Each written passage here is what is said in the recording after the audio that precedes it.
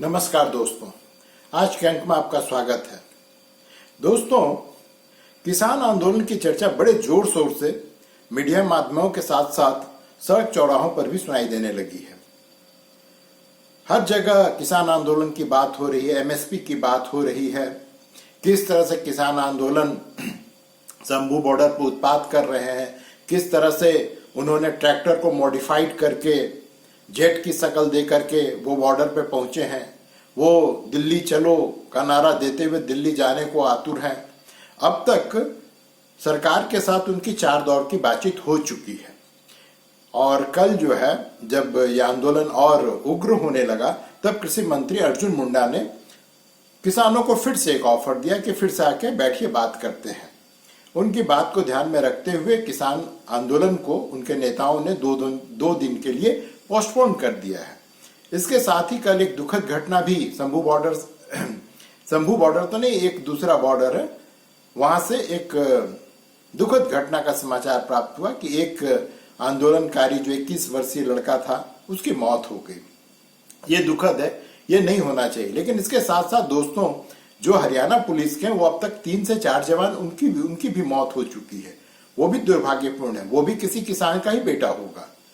वो ऐसा नहीं है कि वो जो है किसी अदानी या अंबानी का बेटा वहां पर जो है पुलिस में भर्ती होकर, हरियाणा पुलिस में भर्ती होकर के वहां पर बॉर्डर पर पहरा दे रहा था। वो भी किसी किसान का बेटा था। तो मौत किसी की भी हो, चाहे वो किसान की हो या वर्दी वाले की हो, हर की मौत जो है दुखद है और ये नहीं होना चाहिए था। लेकिन दोस्तों, आज मैं इन्हीं किसान आंदोलन की बात करते हुए थोड़ा सा मुद्दे को इतर ले जाता हूं, कहीं और ले जाता हूं। ये जो किसान हैं जो मॉडिफाइड ट्रैक्टर लेकर के बॉर्डर पे आए हुए हैं और दिल्ली जाने को आतुर हैं, ये कोई गरीब किसान नहीं है। आप इनकी वेशभूषा देखिए, इनकी बोली सुनिए और इनके पास जो इनके गाड़ियों का जखीरा है उसको देख करके ही लगता है कि ये कोई सामान्य किसान नहीं है। और ये वो किसान है जो कभी खेत में जाकर के खुद हल नहीं चलाते हैं, ट्रैक्टर नहीं चलाते हैं, बीज नहीं बोते हैं या सिंचाई नहीं करते अपने खेतों की। वो किसान है जो बिहार, झारखंड, पूर्वी उत्तर प्रदेश से अपने लिए श्रमिक बुला करके अपना खेती करवाते हैं। लेकिन बात मैं आज उन किसानों की करने जा रही हूं जो दलित हैं, आदिवासी हैं, जो शहर के जो चकाचौंध है उससे दूर कहीं गांव में रहते हैं और ये न तो ट्रैक्टर से खेती करते हैं, न तो ये मजदूर बुलाने की स्थिति में है। ये खुद और इनका पूरा परिवार मिल करके खेती करता है। इनको सरकार के किसी भी योजना का लाभ शायद ही किसी को मिल पाता हो। ये दलित हैं, ये आदिवासी हैं और वर्षों से शोषित हैं। कभी इन किसानों के बारे में भी कोई बात करेगा या कभी इन किसानों के बारे में भी कोई आवाज उठाएगा जिनको न तो सरकारी सब्सिडी मिलती है, न तो जो भी सरकार की योजनाएं हैं उसका एक आप समझिए कि 10% मिल जाता हो, यही बहुत हो। हाँ, अभी जब से ये किसान सम्मान योजना प्रारंभ हुई, ठीक है, उससे जो है सो किसानों को जो है हर साल 6,000 रुपये मिल जा रहा है। ये सीमांत किसानों के लिए और ये अच्छी योजना है जिसका लाभ जो है इन दलित आदिवासी किसानों को भी मिल रहा है। लेकिन क्या इनकी समस्याएं जो है ये 6,000 रुपये हल कर देती है? नहीं दोस्तों, इनकी सबसे बड़ी समस्या है कि इनका जोत का आकार छोटा है। जो भी आप कृषि के आधुनिकीकरण की बात करते हैं वो कुछ किसानों तक सीमित है। कुछ किसानों ने कुछ राज्यों के किसानों तक सीमित है। वो पश्चिम उत्तर प्रदेश के हैं, उत्तर प्रदेश के हैं, साउथ के हैं, महाराष्ट्र के हैं, गुजरात के हैं, जहां पर ड्रिप इरिगेशन और सब कुछ की बात की जाती है। प्रदर्शन करने के लिए तो झारखंड, बिहार में भी ड्रिप इरिगेशन ये सब की बात की जाती है। लेकिन वो विश्वविद्यालय और ऑफिस तक सीमित है। क्या उसका क्रियान्वयन जो वास्तव में किसान हैं, जो सुदूर गांव में रहते हैं, जो आज भी शहरी चकाचौंध से दूर हैं, उनके पास क्या पहुंच पाती है? और समाचार माध्यम तो छोड़िए दोस्तों, जो स्वयंसेवी संगठन एनजीओ है जो इनके नाम पे पैसा ला करके खाती और अपने राजा बने हुए हैं, क्या उन लोगों ने भी कभी इन किसानों की बात की है? इन किसानों के गरीबी, दुख, दर्द को कभी भी सरकारी माध्यम तो छोड़िए, जो आजकल के निजी समाचार माध्यम है, जो यूट्यूबर्स हैं, उन लोगों ने कभी उठाया है क्या? संदेश खाली की बात अभी बहुत हो रही है। वहां पे किनके, वो कौन है?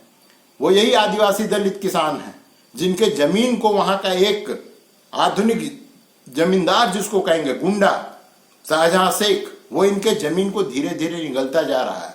जो औने पौने दाम पे अपना जमीन देने को तैयार नहीं है, उसके खेत में वो वहां पे प्रॉन झींगा का वो उत्पादन करता है, खेती करता है। उसके लिए सैलाइन माने नमकीन पानी को बनाया जाता है, तब झींगा का पालन किया जाता है। वो सैलाइन वाटर जो है इन गरीब किसानों खेत में छोड़ देता है। इसका परिणाम ये होता है कि इनका जो खेत है वो बंजर हो जाता है। वो किसी भी चीज के उत्पादन के लिए, किसी तरह की खेती करने के लिए नहीं बच पाता है। फिर वो क्या करता है कि अब किसान क्या करेगा? उस बंजर खेत जिसके सहारे उसका परिवार चलता है, उसके पूरा दुनिया उस खेत तक सीमित है। अब वो करेगा क्या? तो फिर से या तो औने पौने दाम में जो भी वो जो शाहजहां शेख है जो दाम तय करे, उस पर इन किसानों को अपना जमीन जो है उसके हाथों बेचना पड़ता है। और शाहजहां शेख एक नहीं है, और ये सिर्फ पश्चिम बंगाल तक ये समस्या सीमित नहीं है। यहाँ पे झारखंड में, यहाँ बिहार में, सब जगह इस तरह की घटनाएं हो रही है। लेकिन सबको पता है, ऐसी बात नहीं कि किसी से ढकी छुपी हुई बात है, ये सबको पता है। लेकिन कोई मुंह खोलने को तैयार नहीं है। हमाम में सब नंगे हैं। और शाहजहां शेख एक नमूना है जो समाचार माध्यमों का आज डार्लिंग बना हुआ है, समाचार माध्यमों में छाया हुआ है। उसको पूरे जो वहां की सरकार है उसका पूरा का पूरा समर्थन उसके पीछे खड़ा है। क्यों? क्योंकि वो वोट बैंक है, वो वोट दिलवाती है। वो सरकार को, जो आज वहां पे सरकार है टीएमसी सरकार की, उसको वोट दिलवाती है।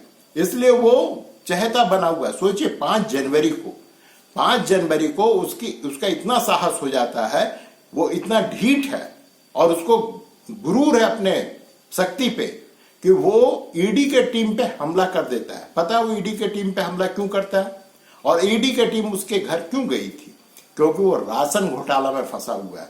दोस्तों, एक अनुमान है कि वेस्ट बंगाल में 20,000 करोड़ से ज्यादा का राशन घोटाला अब तक हो चुका है और ये उसमें शामिल है।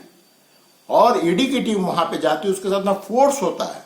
उसके बावजूद इसके जो आदमी, इसके जो गुर्गे हैं, वो ईडी अफसरों पे हमला कर देती है, उनको घायल कर देती है।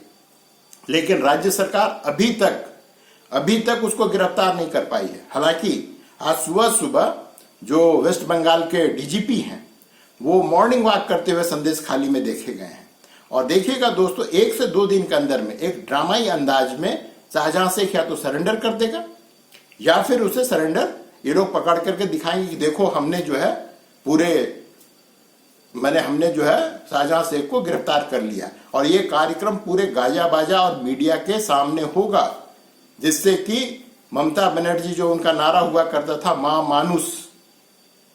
मानुस और मिट्टी, जो नारा था उनका, उसको जो है कि देखो हम किस तरह से तुम आज तक जो वहां पे लोगों के, किसानों का जमीन नहीं बचा पाई, और आज जो तुम भले मानुस बन करके, और सोचिए कि ये वो महिला है, ये इकलौती महिला मुख्यमंत्री है, पूरे देश में इकलौती महिला मुख्यमंत्री है, जो नंदीग्राम, जो कम्युनिस्टों के समय में हुआ था, नंदीग्राम से ये आज की इतनी बड़ी नेता बनी है। और उसी मिट्टी वही खेत, वही आज भी लूटा जा रहा है और इसके राज में लूटा जा रहा है, और इसको, इस पे कोई ध्यान नहीं है। ये उस पर कोई कार्रवाई करने को तैयार नहीं है। छोड़िए दोस्तों, इसे ये थोड़ा विषयांतर होता जा रहा है। आप बिहार जाइए, पूर्वी उत्तर प्रदेश जाइए या झारखंड जाइए, यहाँ पर जो है क्या प्रॉब्लम ये है कि यहाँ पे जोत का आकार बहुत ही छोटा है। वैज्ञानिक ढंग से खेती करने के लिए ये उपयुक्त नहीं है। क्या कभी किसी सरकार ने यहाँ के लोगों को समझाने की कोशिश की कि आप जो है मिलजुल करके अपने खेत को बढ़ाइए? दूसरी चीज, खास करके झारखंड की मैं बात कर रहा हूँ दोस्तों, यहाँ पर जितना आपको चावल गेहूं का उत्पादन है, तो उससे कई गुना ज्यादा यहाँ पे सब्जी का उत्पादन होता है, यहाँ फल का उत्पादन होता है। यहाँ की सब्जियां अरब कंट्री तक जाती है, साउथ ईस्ट एशियन कंट्री तक जाती है, सिंगापुर जाती है, सब जगह जाती है। लेकिन यहाँ के किसानों को क्या मिल रहा है उसके एवज में? वो इसलिए खुश है कि उनको कम से कम कुछ पैसा मिल रहा है, वो इसलिए खुश नहीं कि वो मुनाफा में खेती कर रहे हैं। अभी ये फरवरी का महीना, मार्च अप्रैल में देखिएगा कि ये रोड पर जो सो टमाटर अपना फेंकने लगते हैं। ये कभी भी आज तक यहाँ का किसान, या मैं पूरे देश के किसान संगठनों को कहता हूं कि आपने कभी इन गरीब आदिवासी दलित किसानों की आवाज बनकर आप कभी खड़े हुए हैं? आपको जो है सिर्फ चावल, धान, गेहूं और कपास और गन्ना, यहां तक आपकी सोच सीमित रहती है और आप जो भी आंदोलन करते हैं वो सिर्फ इतने के लिए ही करते हैं। ये 4-5 जो फसल है सिर्फ आप उनके लिए करते हैं। कभी आपने सब्जी उपजाने वाले किसानों की बात की है, जिसका फायदा इन दलित और जो आदिवासी किसान है उनको हो सकता है। इनके जोत का आकार छोटा है, ठीक है, लेकिन उसी में वो खेती कर रहे हैं, सब्जी की खेती कर रहे हैं, जिससे, और ये उतना ही महत्वपूर्ण है जितना कि आप जो है जो धान और गेहूं को उपजाते हैं। सब्जी भी उतना ही महत्वपूर्ण है, फल भी उतना ही महत्वपूर्ण है क्या, लेकिन क्या इनको वाजिब कीमत मिल पाता है? और क्या आपने कभी इन किसानों तक जो है वैज्ञानिक पद्धति और जो उपकरण है उनकी पहुंच इन किसानों तक हो सके, कभी आपने इसके लिए आवाज उठाया है? कभी आपने इन सब्जियों के एमएसपी की बात की है कि जब इनको 50 पैसा भी 1 किलो टमाटर का नहीं मिलता है, और जबकि उसी समय देश के दूसरे भाग में 100 रुपए किलो टमाटर बिक रही होती है? आपने कभी बात की है? नहीं की है। आप क्यों नहीं करते हैं इन सब्जियों उत्पादकों के लिए कि इनके लिए भी एमएसपी तय की जाए, या इनको भी जो सब्सिडी दी जाए? खाद की वाली सब्सिडी तो कुछ हद तक मिल भी जाती है। आपने कभी कहा कि इन क्षेत्रों में जो इरिगेशन की सुविधा बढ़ाई जाए, इनको बिजली में खेती करने के लिए बिजली में सब्सिडी दी जाए? सबसे ज्यादा जरूरत अगर सब्सिडी की और सरकारी सहायता की किसी को है तो वो इन आदिवासी और दलित किसानों को है। क्या आपने कभी बात की? आपने कभी बात नहीं की। दरअसल दोस्तों, ये पूरा का पूरा आंदोलन आढ़तियों का है। आढ़तियों का मतलब समझते हैं? जब किसान अपना अनाज एमएसपी पे बेचने के लिए जाता है तो आढ़ती केंद्र है, पूरे पंजाब में फैला हुआ है। और ये जितने किसान नेता जिनका आप नाम सुनते हैं, ये सब आढ़तिया है। और ये किसानों से जो अनाज लेते हैं उसमें इनका कमीशन तय होता है। और ये सिर्फ पंजाब में लोगों का मानना है कि करीब 40,000 करोड़ का व्यापार है। और ये आढ़तिया जो है वहीं तक रुके हुए नहीं है। ये किस तरह से झारखंड, बिहार के दलित आदिवासी किसानों का शोषण करते हैं वो मैं आपको बताता हूं दोस्तों। आप सब कोई जानते हैं, आप सब इस पूरे धंधे को देखते, लेकिन समझ नहीं पाते हैं। आप जाइए झारखंड के गांव में, आप जाइए बिहार के गांव में, यहां पर अभी धान का सीजन खत्म हुआ है, यहां पे व्यापारी पहुंच गया है। वो व्यापारी इनसे 10-12 रुपए किलो या 1,000-1,200 प्रति क्विंटल के दर से इनसे धान खरीद लेता है। वो धान करता क्या है? ये सारा का सारा धान यहां से लद के पंजाब पहुंचता है, और पंजाब पहुंचने के बाद ये उन्हीं आढ़तियों के पास जाता है और ये एमएसपी पे उसको बेचते हैं सरकार को। और सोचिए कि पर क्विंटल कम से कम इनको 40 से 50% का मुनाफा होता है। ये क्यों नहीं कभी कहता है कि झारखंड में या बिहार में, जहां पर कि पूरा का पूरा जो ये जो सिस्टम है सरकारी खरीद का, वो ढह चुका है। ये क्यों नहीं कभी मांग की जाती है? और ये बड़े किसान सिर्फ वहां पे कुछ उपजाते नहीं है, ये कमीशन खोर है। ये झारखंड, बिहार, पूर्वी उत्तर प्रदेश, वेस्ट बंगाल, इन सब जगहों के किसानों का शोषण करते हैं। ये शोषण है। क्यों नहीं एक किसान नेता यहां पे आता है झारखंड में और बिहार में, और क्यों नहीं कहता है कि भाई इनको भी जो सरकारी दर पे सरकार यहाँ की इनकी धान खरीद दे? कहने को है, मैं ये नहीं कहता हूं कि सरकार नहीं कहती नहीं खरीदी, लेकिन खरीदी कितनी जाती है? आप जाइए, सरकार से पहले तो वहां व्यापारी पहुंच जाता है। और अगर किसी ने सरकार को अगर अपना धान गेहूं बेच भी दिया तो उसको पैसा कम मिलेगा। क्यों नहीं इसमें डीबीटी लागू की जाती है? Direct DCT, direct cash transfer, direct transfer क्यों नहीं किया जाता है इनका पैसा? और एक निश्चित समय में क्यों नहीं किया जाता है? आपको बता रहा हूं कि पंजाब में ही, वहां पे जिन अदानी के लोग नाम लिया करते हैं, उसका बहुत बड़ा जो है भंडार है ये अनाज खरीदने का। किसान वहां पे, यही किसान जो अभी आंदोलन कर रहे हैं, वहां पे लाइन लगाकर ट्रैक्टर लेकर अपना जाकर अनाज बेचते हैं। क्यों? क्योंकि विद इन 24 आवर वो इनका पैसा इनको देता है, वो पूरा पैसा इनको देता है। इसलिए अदानी को गाली बकते हैं और जाते हैं उसी के पास में अपना अनाज बेचने के लिए। दरअसल समस्या यह है दोस्तों कि इस देश में जो भी आंदोलन होता है वो कुछ सीमित क्षेत्र और सीमित वर्ग के लोगों के लिए होता है। यहाँ पे जो वाकई वंचित वर्ग है, जो वाकई शोषित किसान है, जो वर्षों से, हजारों वर्षों से जिनका शोषण हो रहा है, उनकी बात करने वाला कोई नहीं है। और सबसे बड़े बदमाश तो ये वामपंथी हैं, जो इन्हीं भोले भाले किसानों को ठग करके इन्हीं आदिवासियों को, इन्हीं दलितों को या तो माओवादी बना देता है। वो इन्हीं के विचार के हैं, जो माओवादी हैं वो वामपंथी विचार के हैं, वो इनको या तो माओवादी बना देता है। और जो कृषि कर रहे हैं, जिनका शोषण हो रहा है, उसके लिए कभी आवाज ही नहीं उठाता है। अरे सरकार के पास तो अपनी बात रखो और कहो कि इनके लिए कुछ किया जाए। और ये आंदोलन तो चलता ही रहेगा, ये इनका जो है। और अब जो आंदोलन है, ये आंदोलन व्यवसाय बन चुका है। बहुत सारे वीडियो जारी हुए जहां पर के कहा जा रहा है कि 35,000 में तुम एक महीना बैठोगे, 40,000 में एक महीना बैठोगे। और प्रश्न ये उठता है कि पैसा आ कहां से रहा है? ये नए नए ट्रैक्टर, ये नए जो हाइड्रा पॉकलेन ट्रैक्टरों को मॉडिफाई किया जा रहा है, किसानों को दारू और जो बिरयानी बढ़ रही है, इसके लिए पैसा कहां से आ रहा है? कौन है वो?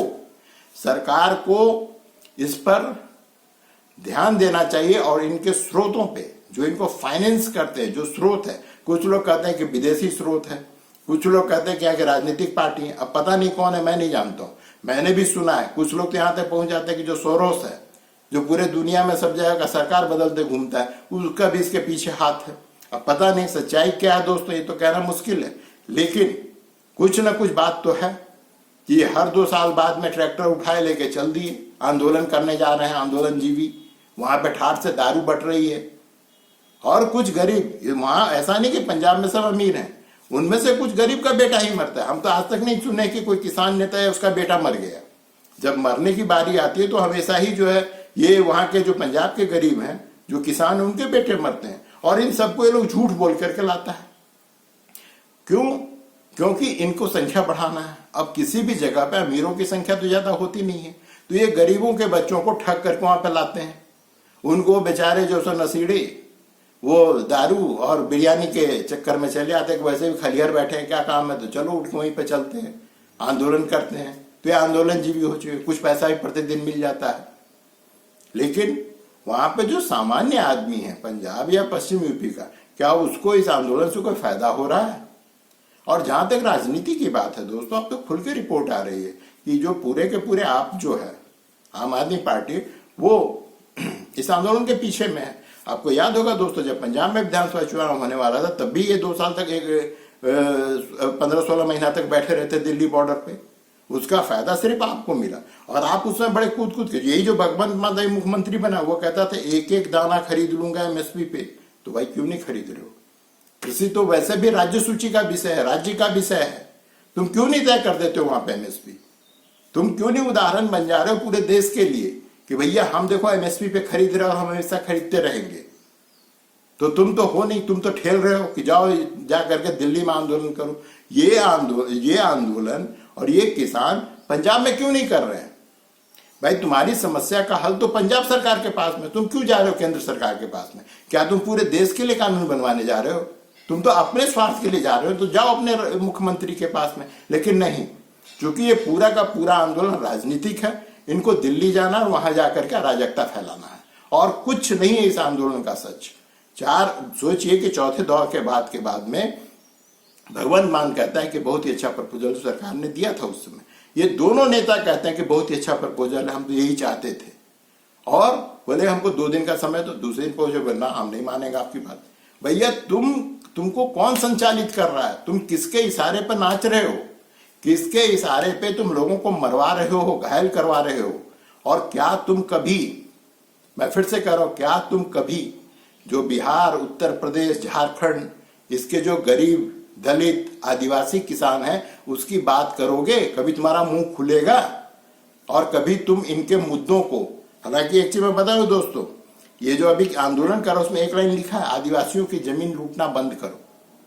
अबे इसके लिए कानून है। तुम ये, अगर तुमको इतना ही आदिवासियों का ये है, तो तुम क्यों यहाँ के किसानों के 10 रुपए 12 रुपए किलो धान खरीद के जाके वहां पे कमीशन खोड़ी करते हो पंजाब में? ये सब के सब झूठे हैं, झूठे हैं। लोगों की भावनाओं से खेलते हैं। और किन की भावनाओं से खेल रहे हैं? जो गरीब हैं, जो भोले भाले किसान हैं, जो वर्षों से खेती कर रहे हैं, ये उनकी भावनाओं के साथ में खेलते हैं। दोस्तों, फिर से अंत में यही कहूंगा, आप सबसे कहूंगा और अपने दोस्तों के बीच में शेयर कीजिए इस बात को कि भाई कभी किसान आंदोलन में ये जो दलित आदिवासी, इनके जो किसान हैं, इनकी समस्याओं के बारे में कोई बात करेगा? दोस्तों, आज के लिए इतना ही। आज्ञा दीजिए। जाने से पहले एक बात कहूंगा, आप लोग देखते तो हैं, थोड़ा लाइक कर दिया कीजिए, शेयर कर दिया कीजिए वीडियो को, और सब्सक्राइब कर लिया कीजिए। आज के लिए दोस्तों धन्यवाद, नमस्कार।